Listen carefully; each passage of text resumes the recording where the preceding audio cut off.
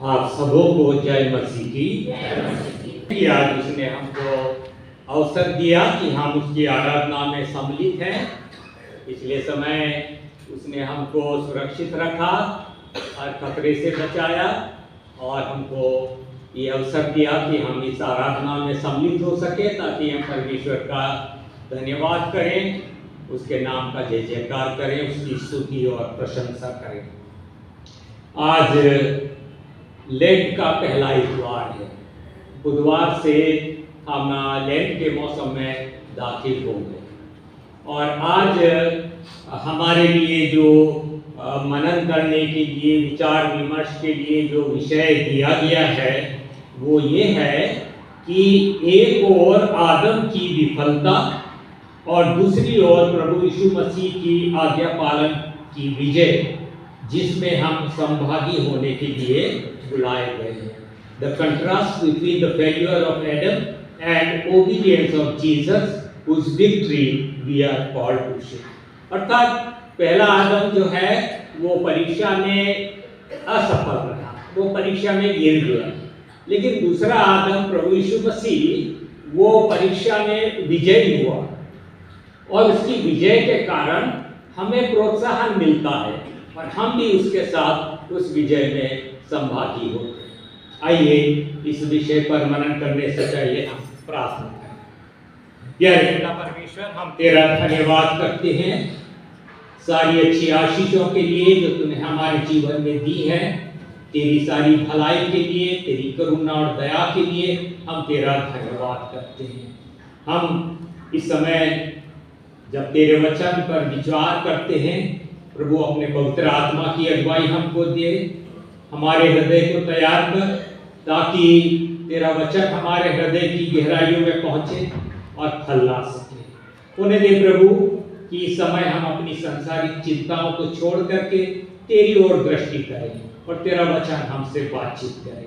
प्रभु हम धन्यवाद करते हैं लेप्रोसी मिशन के लिए, उसके कार्य के लिए। हम तेरा धन्यवाद करते हैं डॉक्टर, नर्सेस और अन्य समूहों के लिए जो इस विशेष सेवा में लगे हैं। आप उन समूह को आशीष दीजिए। हमारी इस प्रार्थना को सुने और ग्रहण करें प्रभु यीशु के नाम से, आमीन। हम उपवास काल में लेंट के सीजन में दाखिल हो चुके हैं और ये वो समय है जबकि हम अपनी अंतरात्मा में झांक करके देखते हैं, इंट्रोस्पेक्शन करते हैं। हम ये देखते हैं कि हमें क्या बुराइयां हैं, हमने क्या पाप कर दिया है, किन बातों के कारण हम परमेश्वर से दूर हो गए हैं। और जब हम ये देखते हैं तो पश्चातापी हृदय से हम परमेश्वर की ओर फिरते हैं। तो ये वो समय है जबकि हम जब अपने अंतरात्मा में झांक करके देखते हैं, बुरी इच्छाओं को, बुरी बातों को, बुरे कार्यों को देखते हैं, तो हम उस पर एक नियंत्रण करते हैं, कंट्रोल करते हैं। एक क्रिश्चियन डिसिप्लिन में, एक मसीही अनुशासन में हम रहते हैं ताकि हम बुराई से बचें और हम परीक्षा में न पड़ें। ये वो समय भी है जबकि हम ये जानने की कोशिश करते हैं कि हमारा संबंध परमेश्वर से कहाँ टूट गया, हम परमेश्वर से कैसे अलग हो गए, और फिर हम ये कोशिश करते हैं कि जो संबंध बिगड़ा है परमेश्वर से उसको हम फिर से ठीक कर लें। ये वो समय भी है जबकि हमें चौकन्ना रहना है, और इसलिए चौकन्ना रहना है क्योंकि शैतान हमारी परीक्षा करता है और हमको पाप में गिराना चाहता है। पहला आदम तो परीक्षा में गिर गया, लेकिन दूसरा आदम प्रभु यीशु मसीह परीक्षा में विजयी हुआ और उसकी विजय के कारण हम भी उसकी विजय में सहभागी होते हैं। तो आज का विषय हमको यही बताता है कि प्रभु यीशु मसीह की आज्ञा, परमेश्वर की आज्ञा का पालन करना बहुत आवश्यक है। परमेश्वर के वचन पर ध्यान देना बहुत आवश्यक है, क्योंकि प्रभु यीशु मसीह ने परमेश्वर के वचन से ही शैतान के ऊपर विजय प्राप्त की। और शैतान हमारे सामने परमेश्वर के वचन को इस तरह से पेश करता है, तोड़ मरोड़ कर पेश करता है, उसकी गलत व्याख्या करता है और हमको परीक्षा में फंसाना चाहता है। लेकिन हम परमेश्वर का धन्यवाद दें कि परमेश्वर हमारी सहायता करता है और हमें प्रोत्साहित करता है और अपने पवित्र आत्मा की अगुवाई हमको देता है ताकि हम परीक्षा में न पड़े। आदम और प्रभु यीशु मसीह दोनों की परीक्षा हुई, लेकिन उसमें क्या अंतर है? उसमें अंतर ये है कि जैसे पहला अंतर ये है कि हवा ने शैतान की बातों पर विश्वास कर लिया। क्या परमेश्वर ने सचमुच तुमसे कहा कि इस वाटिका के किसी वृक्ष का फल ना खाना? और इस प्रकार से शैतान ने हवा को बहकाया और हवा ने वो फल खाया और परमेश्वर के वचन पर विश्वास नहीं किया, परमेश्वर के वचन पर संदेह किया। इस कारण वो परीक्षा में गिर गए और इसी प्रकार हवा ने आदम को भी वो फल खिलाया। दूसरी बात हम ये देखते हैं कि आदम और हवा दोनों पाप करने के बाद परमेश्वर से दूर होने लगे, परमेश्वर से छिपने लगे। लेकिन प्रभु यीशु मसीह हमेशा परमेश्वर की संगति में बने रहे, क्योंकि वो हमेशा परमेश्वर की आज्ञा का पालन करते थे। हम ये देखते हैं कि जब पाप जीवन में आता है तो वो दोष लगाने की प्रक्रिया शुरू हो जाती है। आदम ने जब परमेश्वर ने पूछा कि तूने ये फल खाया, आदम ने हवा को दोषी ठहराया, हवा ने सर्प को दोषी ठहराया और यहाँ तक कि आदम ने तो परमेश्वर को भी दोषी ठहरा दिया कि तूने ये जो स्त्री मुझे दी है इसने मुझे फल खिलाया। तो ये हम देखते हैं कि पाप जो है वो बढ़ता जाता है, दोष लगाने की प्रक्रिया आगे बढ़ती है।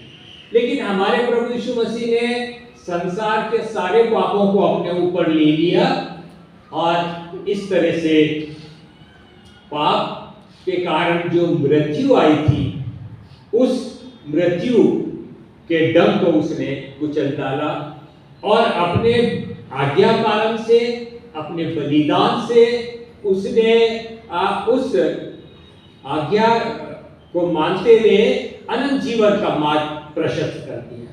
आदम के कारण मृत्यु आई, लेकिन प्रभु यीशु मसीह के कारण अनंत जीवन का मार्ग प्रशस्त हुआ। तो हम देखते हैं कि आदम जो है वो परमेश्वर के उसकी परीक्षा में, शैतान की परीक्षा में असफल रहा, लेकिन प्रभु यीशु मसीह उसमें सफल रहा। हम संक्षेप में ये देखेंगे कि जो 3 परीक्षाएं हुई उसमें शैतान किस तरह से प्रभु यीशु मसीह को पाप में फंसाना चाहता था। पहली परीक्षा में हम देखते हैं कि प्रभु यीशु मसीह ने 40 दिन उपवास किया, निराहार रहे और उनको भूख लगी और शैतान ने ये देखा कि इसे भूख लगी है तो उससे कहा कि यदि तू परमेश्वर का पुत्र है तो इन पत्थरों से कह दे कि ये रोटियां बन जाए। यदि तू परमेश्वर का पुत्र है, यहाँ पर भी शैतान प्रभु यीशु मसीह को एक संदेह में डालना चाहता था कि यदि तू परमेश्वर का पुत्र है, उसको प्रोवोक करना चाहता था, उसको उकसाना चाहता था। लेकिन प्रभु यीशु मसीह जानते थे और प्रभु यीशु मसीह ने उसको जवाब दिया कि मनुष्य केवल रोटी से ही नहीं लेकिन हर एक वचन से जो उसके मुख से निकलता है वो जीवित रहेगा। वो व्यवस्था विवरण उसके 8वां अध्याय और 3 पद को वो उसे बता रहे हैं।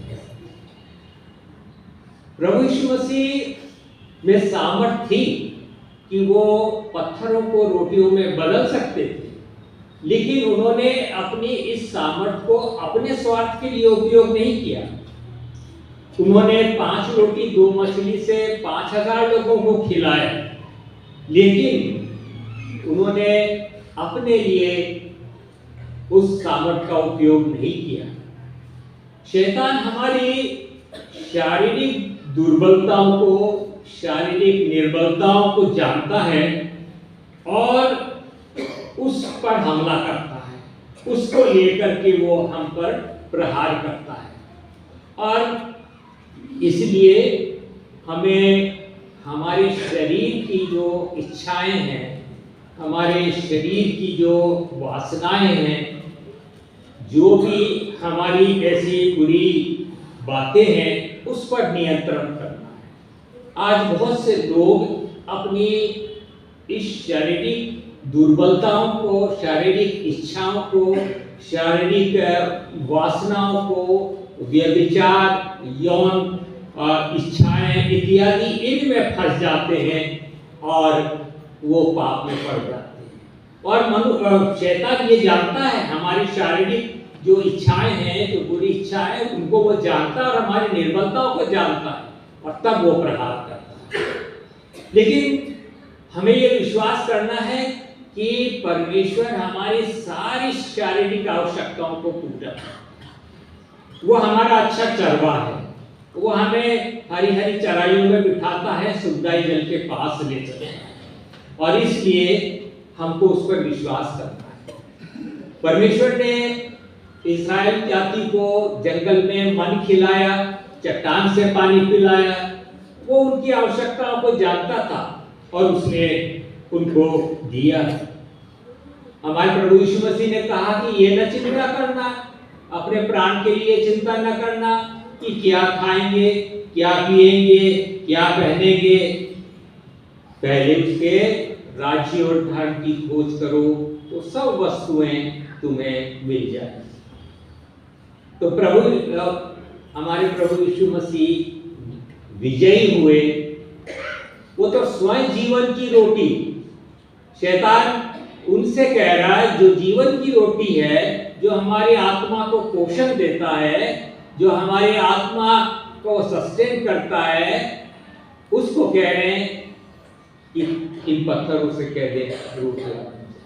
लेकिन प्रभु हमारे सब जानते थे कि शैतान उनको इन शारीरिक अभिलाषाओं में फंसाना चाहता है और वो सफल हुए।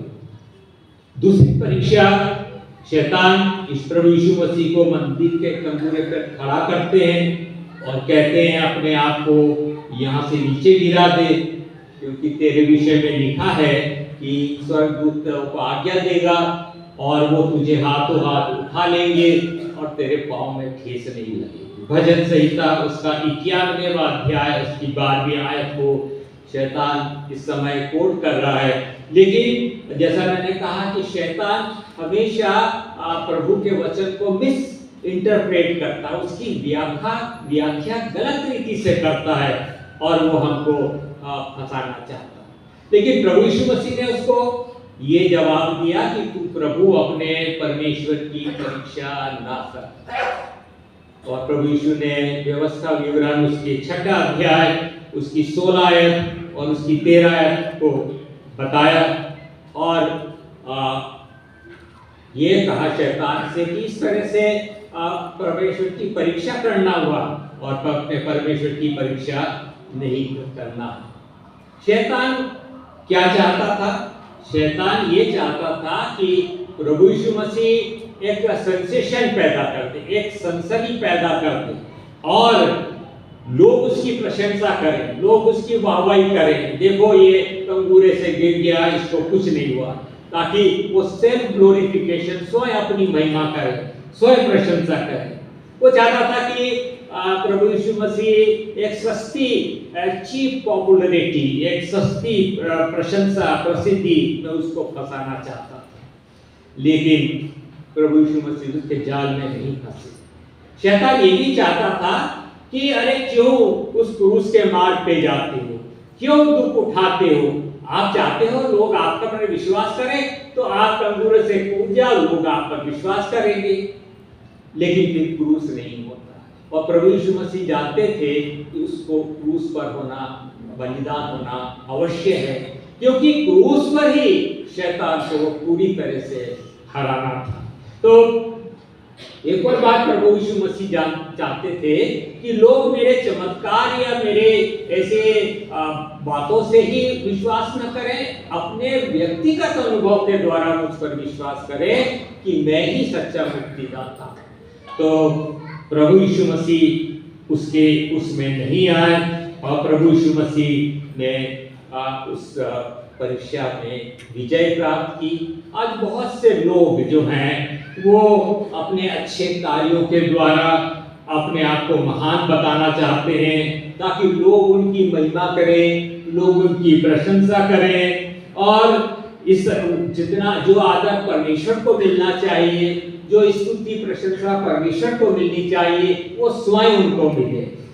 ये सारा आदर, सारी महिमा, सारी प्रशंसा हमको परमेश्वर को देनी है।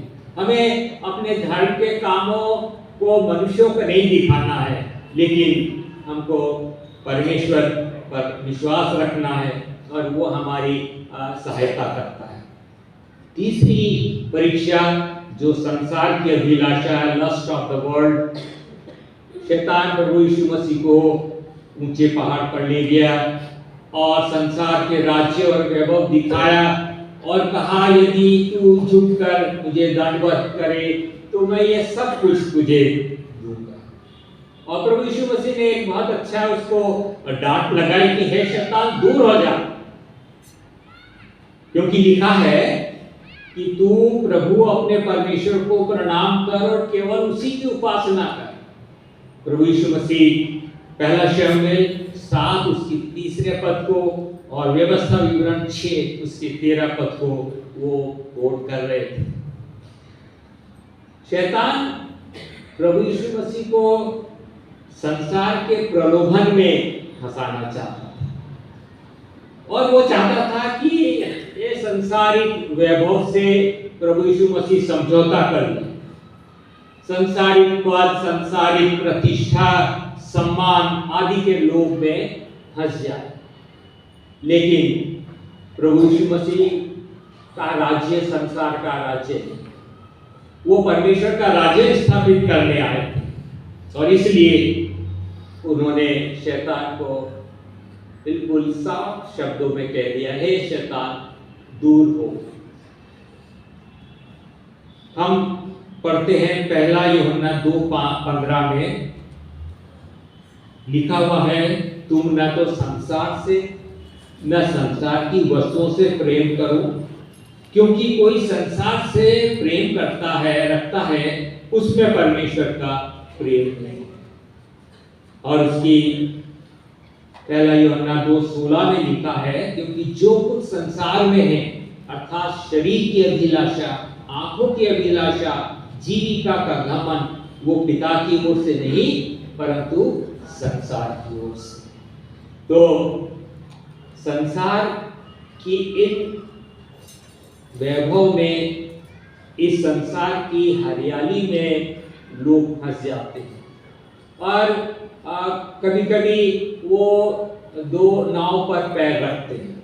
प्रभु यीशु मसीह ने साफ कहा कि कोई मनुष्य 2 स्वामियों की सेवा नहीं कर सकता, एक से बैर या दूसरे से प्रेम रखेगा, एक से मिला रहेगा और दूसरे को तुच्छ जानेगा। तुम परमेश्वर और धन दोनों की सेवा नहीं कर सकते। बहुत से लोग आज कल सामाजिक रूप से, राजनीतिक रूप से अपने स्वार्थ के कारण वो समझौता करते रहते हैं और इस तरह से वो गलत काम करते हैं और वो परमेश्वर की उपासना नहीं करते, लेकिन संसार के प्रलोभनों में और संसार की हरियाली में फंस जाते हैं। तो प्रभु यीशु मसीह ने इन तीनों परीक्षाओं में विजय प्राप्त की और उसका कारण ये था कि वो बहुत अच्छी तरह परमेश्वर के वचन को जानते थे।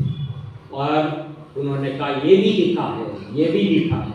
और आवश्यकता इस बात की है कि हमें बहुत चौकन्ना रहना है और शैतान हमारी निर्बलताओं को जान करके उन पर प्रहार करता है, उसका लाभ उठा करके हमको फंसाना चाहता है।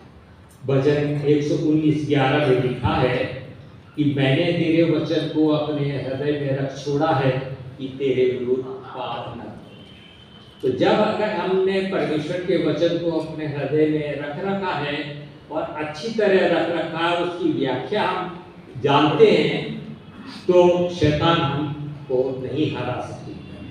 एक और वचन हम पढ़ेंगे, पहला पत्रस 5:8 में ये लिखा है, सचेत हो और जागते रहो, क्योंकि तुम्हारा विरोधी शैतान गरजने वाले सिंह के समान इस खोज में लगा रहता है कि किसको फाड़ खाओ। तो हमें बहुत सचेत रहना है।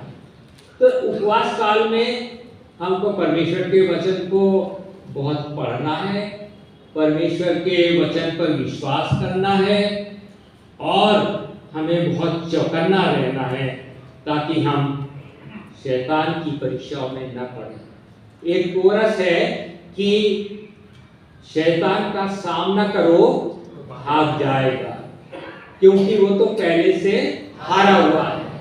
वचन से सामना करो वो भाग जाएगा, क्योंकि वो पहले से हारा हुआ है। प्रार्थना से सामना करो, क्योंकि प्रार्थना में शक्ति है और वो शैतान उससे भाग जाएगा। तो प्रभु यीशु मसीह की जब हम इन परीक्षाओं पर विचार करते हैं तो प्रभु हमको प्रोत्साहित करता है, हमको यह आश्वासन देता है कि हम भी इन परीक्षाओं में सफल हो सकते हैं।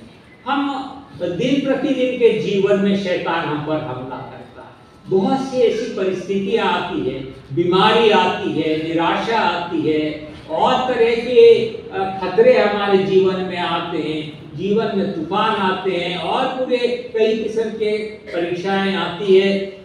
और ऐसे समय में हमको बहुत सावधान रहना है, जैसा कि अभी इस कोरस में हम पाते हैं कि वचन से सामना करो और उससे प्रार्थना से सामना करो, वो भाग जाएगा। वो तो पहले से हारा हुआ है। परमेश्वर ने प्रभु यीशु मसीह ने क्रूस पर शैतान को पूरी तरह से हरा दिया, उसके सिर को कुचल डाला। और इसलिए हम निराश नहीं होते, क्योंकि हम परमेश्वर के वचन के द्वारा, प्रभु यीशु मसीह के द्वारा जयवंत से भी बढ़कर हैं। हम उसमें हमेशा विजयी होते चले जाएंगे। आइए प्रार्थना। परमेश्वर पिता, हम तेरा धन्यवाद करते हैं तेरे वचन के लिए, जो हमें प्रोत्साहित करता है कि हम शैतान का सामना तेरे वचन से करें, प्रार्थना से। हे प्रभु, हमारी सहायता कर, क्योंकि बहुत बार हमारी शारीरिक इच्छाएं, संसार के प्रलोभन और अन्य बातें हमको परीक्षा में गिरा देती हैं। हे प्रभु, हमको दौड़त और हिम्मत दे कि हम हमेशा तेरे वचन पर विश्वास करें, संदेह न करें, लेकिन तेरे वचन पर विश्वास करते हुए हम अपने जीवन में आगे बढ़ते चले जाएं, ताकि शैतान की परीक्षाओं में हम सफल हो सकें। हमारी इस प्रार्थना को सुन और ग्रहण कर प्रभु यीशु के नाम से आमीन।